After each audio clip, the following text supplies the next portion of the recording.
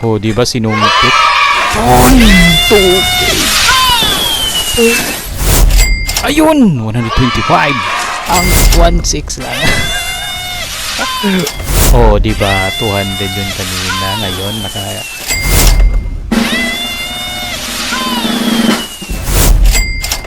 800. 1.8. Okay lang, grabe. Panoorin nyo po ang buong video na to para makita po ninyo kung paano ko po ginawa. Okay?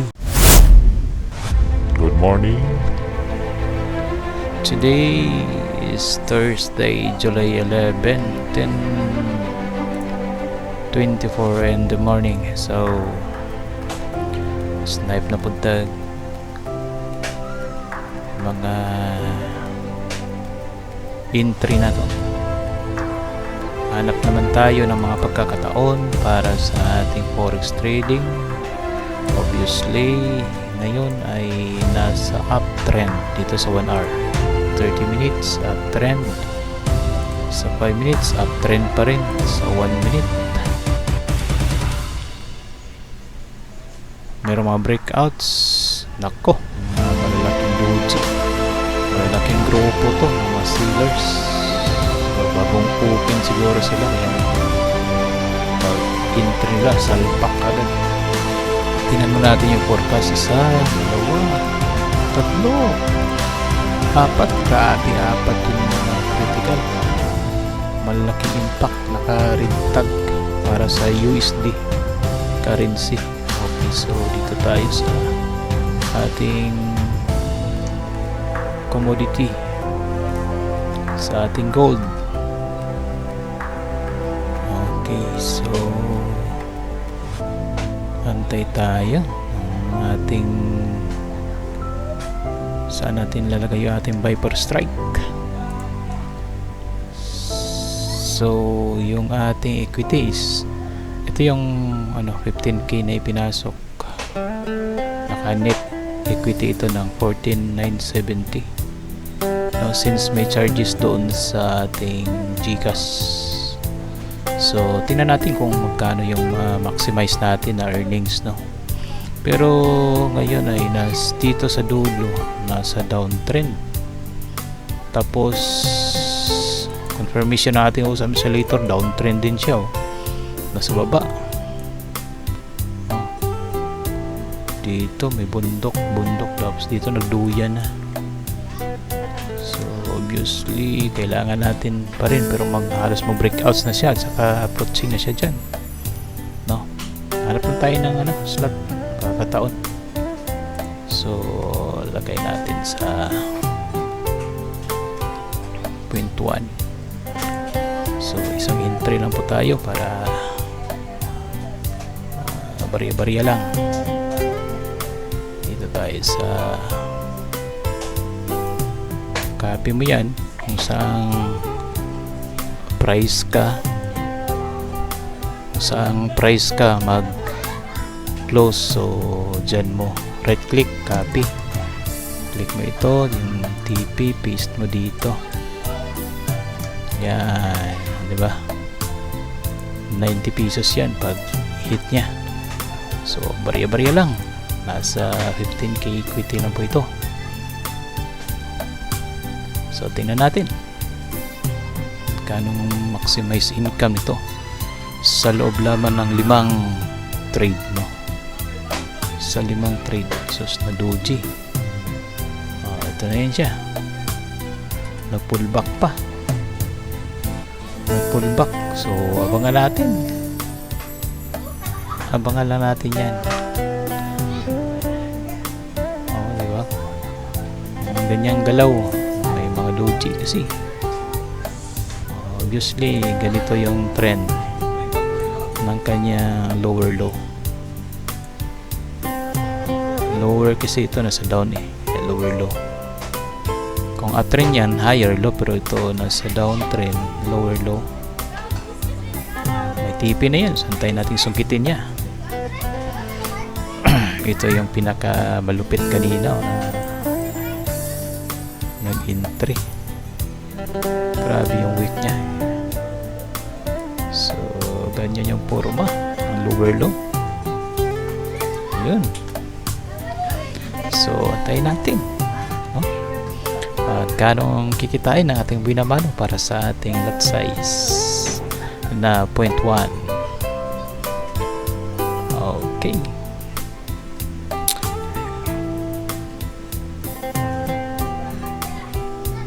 Mga doji lumabas.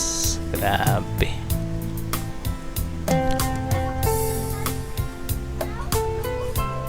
Mga doji. So, maglagay tayo ng ating SL. Dito yan, oh. Lagay tayo ng SL para iwas taob. Yan. Yan, may SL na yan.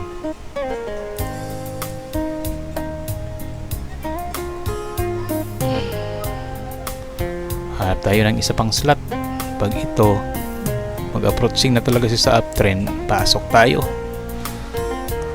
Suka natin yan mamaya. Oh, yun, no? Oh, di ba sinungkit? Ganun siya, ganun ang galawan yan. 20 pesos na, di ba? Oh, 15. Okay. Oh, sige, balik ka muna, balik. Back to basic, sinungkit yan. Sayang, hindi tayo nakapag-entry ng medyo... Sige lang, okay lang yan. Mamaya, antayin natin siya. Uptrend, malakas talaga yung ano. Basta uptrend, malalakas yung mga buyers. So, sa buyers tayo. So, sasabay. Ito yung sinasabi ko, mayroon isa, oh. Yun, pero hindi natin naabutan. Sayang. Okay lang yan. Babalik din yan. Babalik din yan. Tayo natin, tapos pasukan natin pag bumaba yan. Grabe, malalakas talaga eh. Malalakas. Abang. Yun. Magkano kaya? Ayun!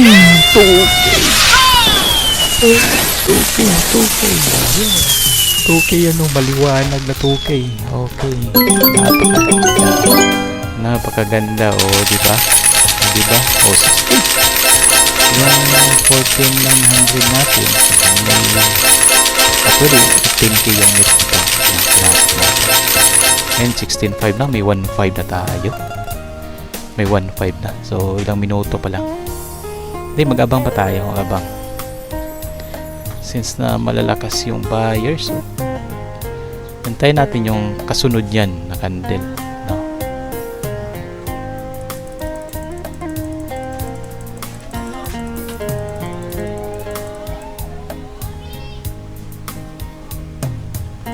TP ulit tayo. Kopyahin natin yan. May TP na tayo eh. Lagay natin yung TP. Yon. Magkano ang susungkitin niya? Siyempre, abangan pa rin natin eh. Abangan natin yan. Oh, diba? Abangan lang lang. Abangan. Ito, papasok pa lang siya, oh. Papasok pa lang yan sa panibagong trend. Papasok pa lang yan.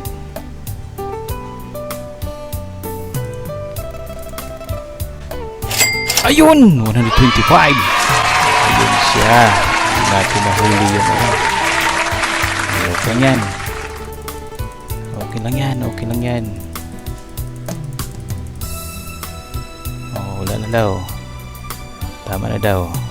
Dito pa rin tayo mag-abang eh. Yun din pala.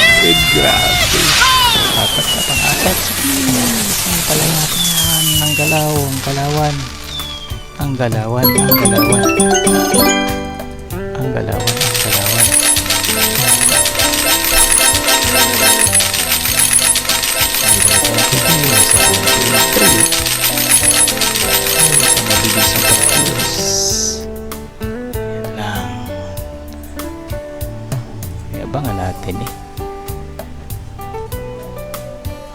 Abangan natin.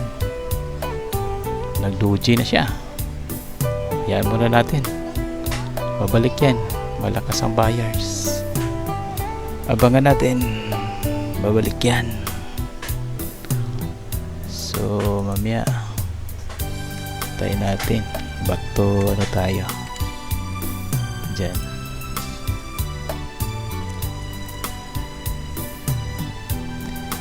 Music muna tayo. Pa-music muna ang mga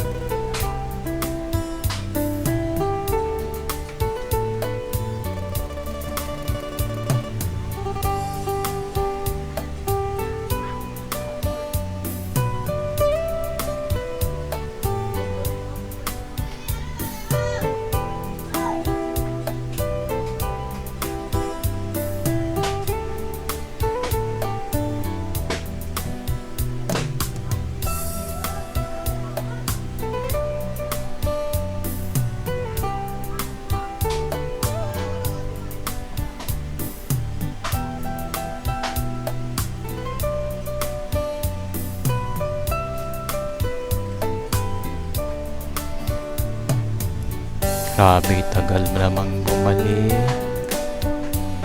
Mabalik na yan. Tingnan mo, kahit intro natin yan. Diba? Mabalik na yan. Pagbalik niya, susungkitin na niya.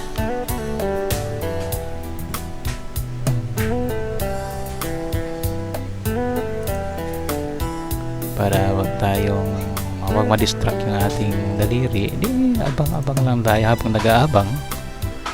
Manood ka muna ng mga manood ka muna ng mga information dito sa ating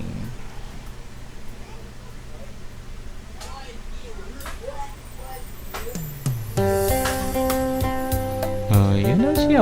Diba? Bumalik din niya. Hayaan mo lang. Sungkitin yan. Susungkitin yan. Sungkitin. Sumilip yung toke. Yun, sumilip ang toke. Ang 1.6 lang. Wow! Ayos po, 1.6. Pang-apat natin yan. Pang-apat na yun. Diba? Uptrend kasi siya eh. Kaya huwag ka makabahan dyan. Magkano na yung ating yan na. Pasok pa tayo. 0.1 tayo para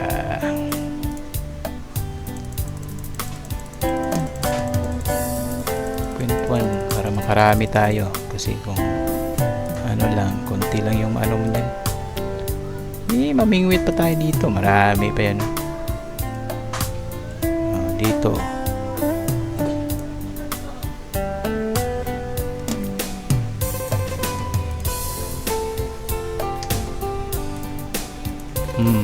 Wag na maglagay kayo. Sayang. Okay lang yun. Okay pa rin yun. No problem. Okay lang yun. Tayo natin ha. Negative po yun. Bawas yun sa ating yan, bumalik. Nag-doji pa siya. So, kalma muna. Huwag muna mag-revenge. Kita nyo naman yung toki. Kaya yung talagang yan talagang laro dito sa scalping. Hintayin natin ha. Kung mag-reverse yan, doji, hintayin natin yung may lalabas pa yan na bearish candle. Hintayin lang natin kasi wala na, doji na yan eh. Sunod yan, bearish candle yan malamang. Malamang yan, Bearish candle. Oh, diba? Doji siya. Yun. Diba? Pero buy pa rin tayo kasi uptrend yan eh.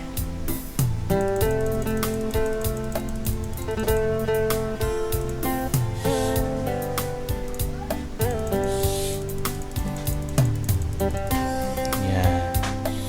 Ilagay tayo dito eh. 20 orders pa rin.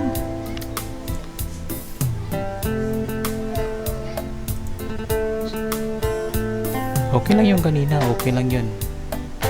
Tayo maghinayang dyan. Hindi natutulog si market. Hintayin natin. Siyempre, mag-doji-doji siya. Salamantalahin din natin eh. Oh. Sure na ba yan? Bearish ka ba? Oh, balik din yan sa taas. Uptrend kasi. Pero mabilis yung kilos kasi kaya hintayin lang natin yung ating TP na ilagay. Sa TP pa rin tayo. TP lang tayo. Sungkitin yan ha.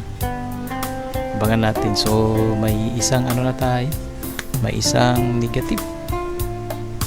Okay lang yan. Pero suma total natin ano pa rin tayo. Win-win pa rin tayo. Win-win pa rin tayo. Tumagal.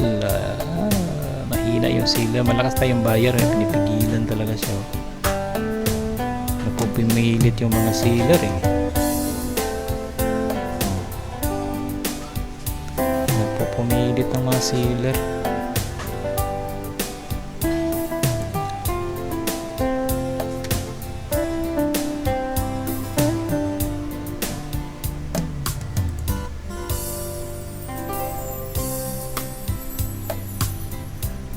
Negative tayo per 200 pesos yung negative kanina.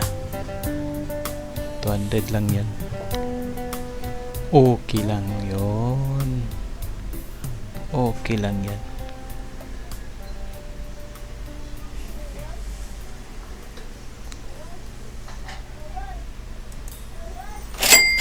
Oh, diba? 200 yun kanina. Ngayon,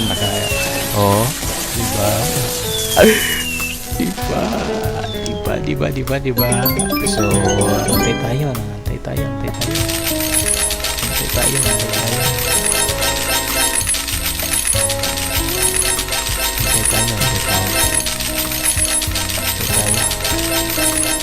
Maganda pag nag-doji siyang ganito. Tayo papasok.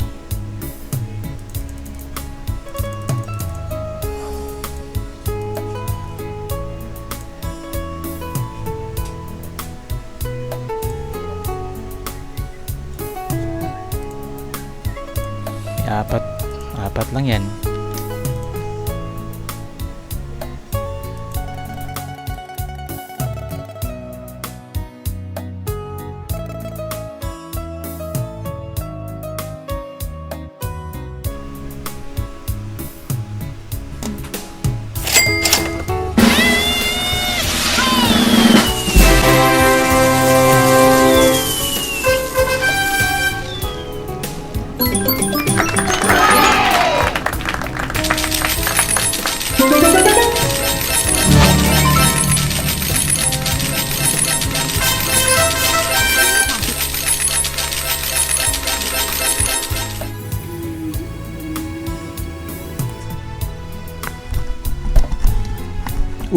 Nangyari?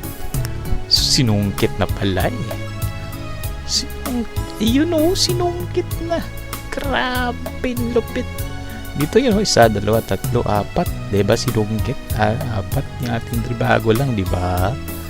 Ang lakas talaga ng buyer.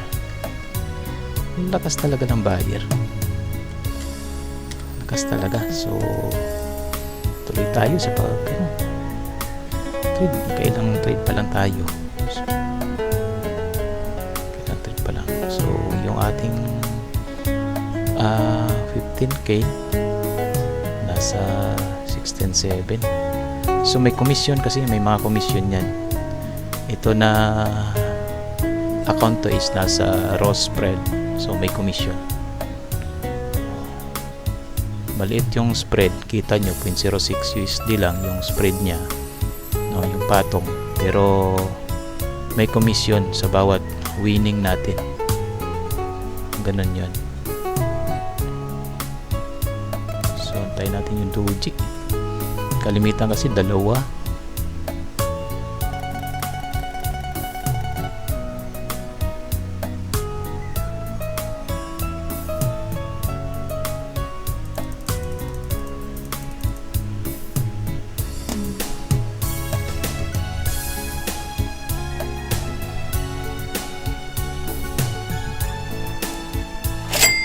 Hmm, 800. Pwede na yun. Grabe ka na lang. Kasi sulit kasi na. Sulit na sulit. Okay, nag-minor kasi siya. Kaya, once again, bahala na. Oh, 400. Grabe. Grabe. Grabe, nakailang ano na. Kung naaliw na tayo dito, wala na tayo sa ating trading floor. Pero sa sobrang ganda kasi ng ano, ng pasok. Once again, so, lagay na tayo ng TP this time.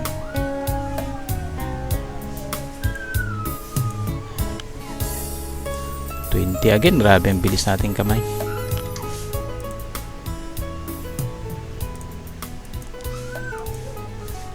Oh, mag-rest na naman siya, mag-doji naman siya, oh. Pullback, tapos biglang akyat naman. So ito na yung huli nating ano, huli na tong sasalang natin. Sobrang ganda na ano, mahataw ang buyer, lakas talaga ng buyer, oh. Mahataw talaga yan, buyer yan. Dito tayo, okay. Tingnan natin. Kanina 37, ngayon ito kaya, ay huwag na lang, yun na lang kanina. Huwag na yung TP natin.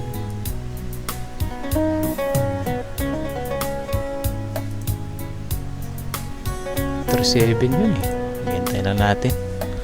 Yan, pigilan mo na lang muna natin yung ating daliri, baka mag-negative pa. Oo, diba? Baka mag-negative pa. Sungkitin yan, tingnan nyo paano yung sungkitin, ha. Sungkitin yan, sungkitin yan. 2K 1.8, okay lang, grabe.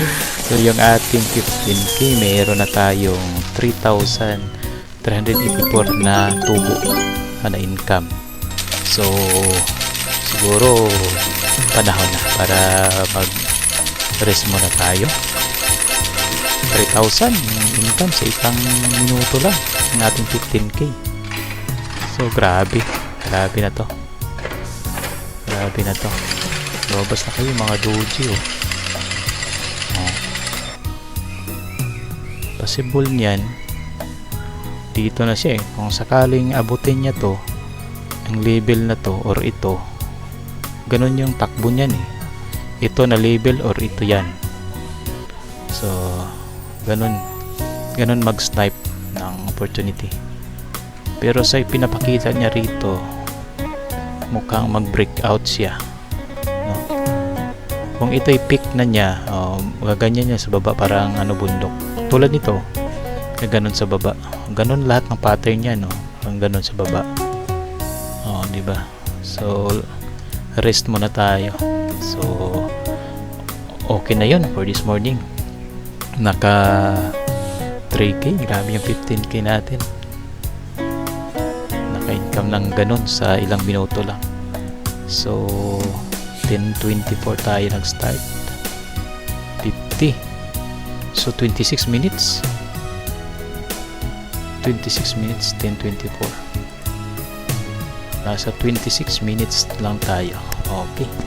So yun na po, para po ito sa mga beginners natin dyan, no? Kung paano yung mga paano mag-maximize ng income ng ating 15k. So basta tamang pasok, tandaan po ninyo saan po yung malalakas, doon po kayo sumabay, no?